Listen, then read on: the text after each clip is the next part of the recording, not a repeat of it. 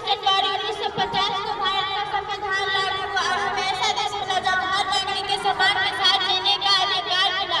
हमारा देश तब सुंदर बनता है जब सड़कें साफ हो, पर्यावरण हरा भरा हो, लोग एक दूसरे के सम्मान करें और दिल में देश प्रेम हो। सुंदर होगा देश हमारा जब बदलेगा हर एक सारा साफ विचार साफ व्यवहार, तभी बनेगा भारत महान। गणतंत्र दिवस हमें यह सिखाता है कि भारत को सुंदर बनाने की शुरुआत हम खुद से कर सकते हैं, ईमानदारी से, अनुशासन से, अच्छे संस्कारों से। यदि हम पेड़ लगाएं, स्वच्छता अपनाएं, नारी सम्मान करें, एक दूसरे की मदद करें, तो सच में हमारा भारत देश आदर्श देश बन जाएगा। ना नफरत, ना भेदभाव हो, हर चेहरे पर मुस्कान का भाव, यही सपना है हर हिंदुस्तानी का, सुंदर भारत, खुशहाल भारत का। आइए इस गणतंत्र दिवस पर हम सब यह संकल्प लें कि अपने देश को स्वच्छ, सुरक्षित और सुंदर बनाएं, भारत का नाम दुनिया में रोशन करेंगे। जय हिंद, जय भारत।